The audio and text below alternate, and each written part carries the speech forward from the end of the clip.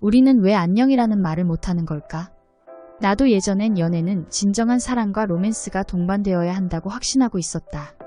내가 만난 남자들은 지성인인 척 하면서도 터틀넥 스위트를 즐겨 입는 대학원생들이고 누더기를 두른 채 정신적인 삶을 주장하는 작가, 심지어 돈을 버는 것이 속물적인 이유라는 이유로 사회에 나가기를 거부하는 철학가도 있었다.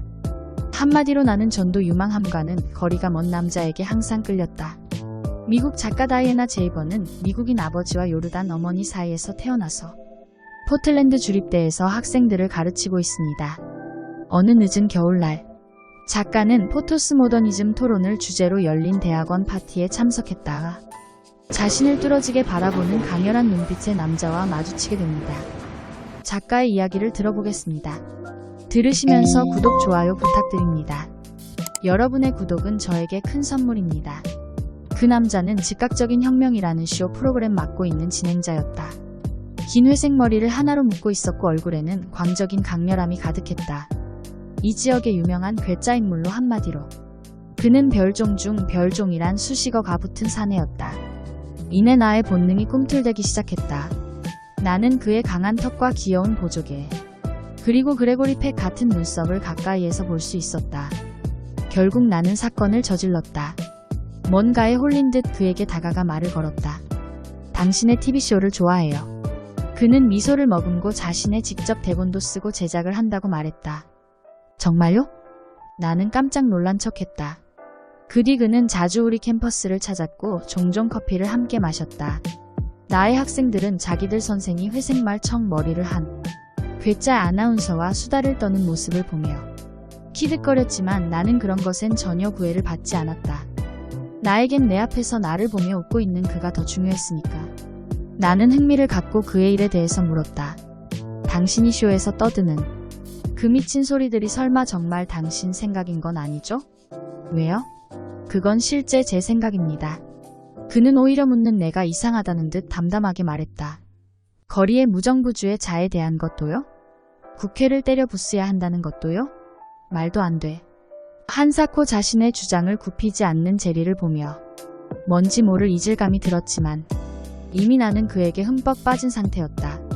나는 가까운 친구들을 만나 그에게 호감을 갖게 됐다고 말했다. 그러자 친구들은 모두 고개를 저었다. 안 돼, 너 미쳤어? 그는 가치관이 이상한 사람이야. 가짜 뉴스를 퍼뜨려서 교도소에도 갔던 사람이야. 학교에서 함께 커피도 마셨다고 하는 걸 들었을 때 설마 했는데 정말인 거야? 내가 어떻게 그렇게까지 할 수가 있니? 그건 우리 모두를 망신시키는 거야. 나는 어깨를 으쓱하고 대수롭지 않게 대답했다. 우리는 여러 가지 이야기를 나눴어. 난 그가 좋아. 그를 좋아한다고. 하느님 맙소사. 친구들은 손사래를 쳤지만 나는 여전히 그가 부끄럽지 않았다. 제리는 폭동을 선동하는 사람도 아니고 다만 공산주의에 열광하는 것은 좀 그렇지만 동시에 아바를 사랑하기도 하거든. 내가 이렇게 제리를 비호했지만 실제 친구들의 말이 다 틀린 것이 아니다. 제리는 현실 감각이라곤 조금도 찾아볼 수 없는 사람이었다. 나는 차츰 심중이 불편해졌다. 그는 46살에 확고한 마르크스적인 무정부주의자였고 일용 근로자나 잡부역이 어울렸다. 물론 그 사실 때문에 제리에 대한 내 마음이 달라진 것은 아니지만 바로 그 사실이 사람들의 시선을 끌고 타인들과 어울리지 못한다는 점이 내 마음을 불편하게 만들기 시작했다. 나는 내가 사회적 신분 따위는 별로 신경 쓰지 않는다고 생각해왔다. 그러나 차츰 나는 동료들과도 그의 말을 꺼렸고 학교 행사에 한 번도 그를 초청하지 않았다. 이러한 사실은 우리 관계를 도덕적으로 인정할 수 없게 만들었다. 아무도 인정해주지 않는 상황에서 둘만의 로맨스가 계속되었고 그는 나와 둘만 있을 때는 아주 완벽한 애인으로 변신했다. 정말 섹시하지 않은가? 우리는 18세기 고전소설의 커플들처럼 연애를 했다. 우리는 마치 10대처럼 껴안고 애무를 했지만 실제로 섹스를 하는 데는 별로 관심을 갖지 않았다. 그러나 영혼이 통할 것 같은 사랑의 장애가 시작되었다. 그 첫 번째 장애물은 엉뚱하게도 그가 머물렀던 방이었다. 인생은 코미디다. 그런대로 소문이 자자한 유명 MC가 먹고 자는 방이 문제가 생길 줄은 몰랐다. 그의 초대를 받아 처음으로 그의 집을 방문한 날이었다. 문이 열리자 나는 깜짝 뒤로 물러났다. 그야말로 쓰레기통이 부끄러워할 정도였다. 오래된 빨랫감과 불결한 시트, 더러운 양말들, 그리고 인스턴트 음식 포장지들로 가득 뒤덮인 정글이었다. 정체를 알 수 없는 썩은 냄새를 맡는 순간 나는 뒤로 물러났다. 나 안엔 안 들어갈래. 실망은 그것으로 그치지 않았다. 어디를 가도 사람들은 제리를 알아봤다. 어느 날 제리와 함께 길을 걷고 있는데 꼬마애가 달려와 당돌하게 소리쳤다. 우리 아빠가 그러는데 아저씨는 빨갱이 새끼래.